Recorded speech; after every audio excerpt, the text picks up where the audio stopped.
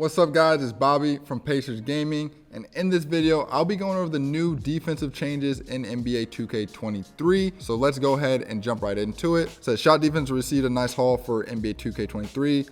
Up until last year, we used a simple shot defense calculation that looked at two specific points: the location of the defender when the shot started and the proximity to the ball at release. It worked well, but also had its shortcomings. If the defender's hand or arm moved slightly into a bad position right at the point of our shot release calculation, you could get a bad coverage score even though it looked like a very good contest. So this is sometimes when you see, you're in a good position as a defender in 2K, but your kind of body's turned or something like that, where you don't get a good contest. And this because sometimes whenever it calculated the shot release at whatever point that was, your defender was slightly not in the right position. Now it says this year we've created a system that evaluates the defensive player's contesting hand throughout a window of the shooting motion. So it's not at just one certain release point, it's throughout the whole shot, which I like this better because you might move your hand or something like that, but you still should be able to get a contest because of the time that the person was shooting. This larger sample set provides way more accurate results and helps line up the coverage numbers to what players expect based on what they see happening on the screen. So like if you're in a good position but you move out of position, you still should get a good contest because at some point during the shot you were in a good position to contest it. Now it says on-ball defense. For the floor game, on-ball defensive movement and body ups received a major refresh with new content that more accurately depicts today's one-on-one player interaction. You'll also notice a new indicator on the ball handler when in guarding position. This is the new defensive shading mechanic. The three bars on the indicator represent three zones: straight up, shade left, and shade right. I like this actually a lot because I think on defense, especially at the competitive point, but in real basketball too, like sometimes you're playing someone straight up, someone you're shading left, right, whatever, you're trying to force them a certain way. So now it's an indicator of which way, how you're playing the ball handler. The zone the defender's in is shown in red.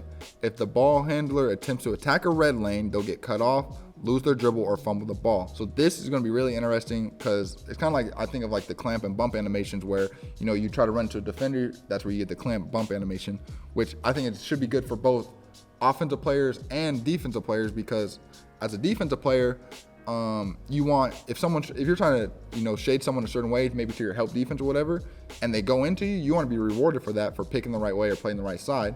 As an offensive player, it's the same way, where, if someone's playing a certain side and you fake that way, go the other way, you should be rewarded for that as well. So hopefully there's a good balance of how that mechanic works, both on an offensive standpoint and defensive standpoint. It says great defenders can anticipate where the ball handler is attacking and will now be more clearly rewarded for it.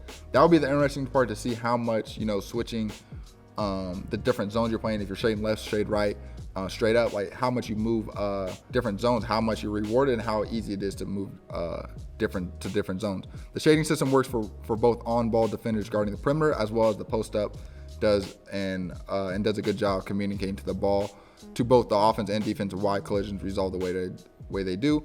So it makes it easier, especially like post-ups too. Like if I'm playing the right hand or something like that and I know he's going to go that way, I should be rewarded to be able to stop it easier that way. So that's where a lot of counters and stuff, fake moves and stuff like that will be good. And also defense being able to guess which way they're going, even if you're showing one way, assuming that they might switch it or not, stuff like that. Shot blocking. So shot blocking has been refined quite a bit this year as well. With NBA 2K22, we made a huge effort to improve block targeting and give players the ability to deter any shot that comes into the paint.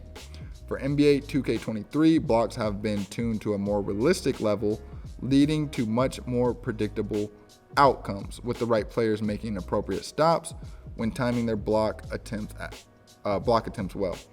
No more small guards pulling off LeBron James level chase down blocks like last year. You'll notice a distinct improvement in ball security. I like this because, I feel like, certain players, defensive builds and stuff should be able to get nice chase down blocks, but not just guards and not anyone.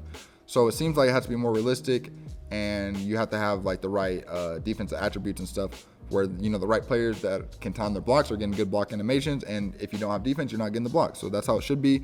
And I like that improvement for ball security for good dunkers, because you see it in the NBA all the time. Your Giannis's, LeBron's, Zion's, like they get to the rim, they're able to finish and secure the ball, which, it helps slashers, because I feel like slashers in the past haven't been as good because you get stripped a lot, you get blocked a lot, you miss open dunks because of intimidator blocks and stuff like that. So be interesting to see how much that actually helps. So in the past, it was always risky trying to pull off tomahawk and back scratches with defenders even remotely nearby. We've made some changes to encourage good dunkers to use a greater repertoire of dunk packages.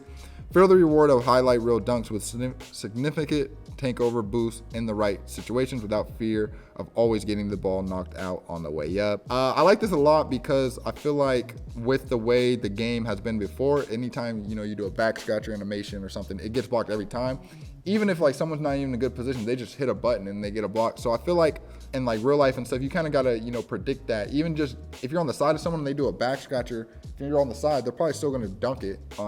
Especially like the good dunkers. So it's a lot harder to block those dunks than in real life than what it is in 2K. So it'll be interesting to see the balance of that, because you don't want people just to be able to dunk anything, but you also don't want to get blocked on everything. So hopefully there's a good balance with that. The next thing, and also the takeover thing will be good because of just flashers, and you can do a safe dunk and you don't get as much takeover. You can do a flashy dunk and get takeover. It says the shot blocking system also now contains flyby blocks. When closing out late on perimeter shooters, the flybys will do a better job trying to get a hand up while preventing defenders from slamming into the shooter and sending them to the line. This is big because, especially in the 2K League, a lot of people, if you jump at a shot, a three-point shot, a lot of times you get fouls, so they get free throws.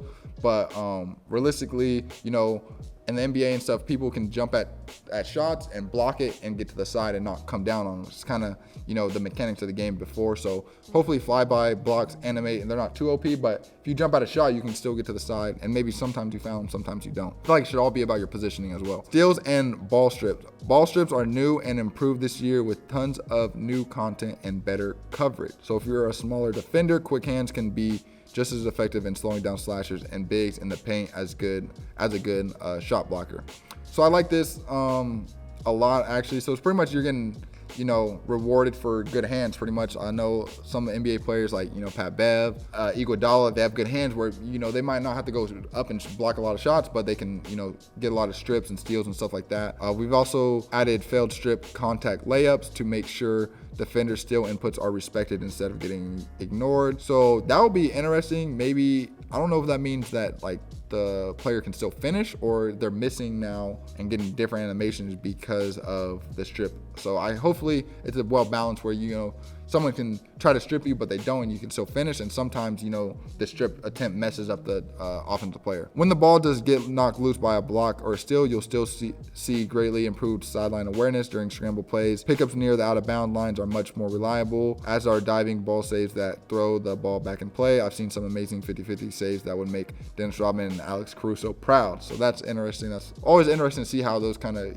saves and stuff activate in 2K and stuff like that. But that's it for this video. Make sure you guys subscribe to the channel, like this video. We will continue to drop a ton of NBA 2K23 content in the coming months and leading up to the game, and also when the game comes out. Hope to see you guys in the next one, and that's it.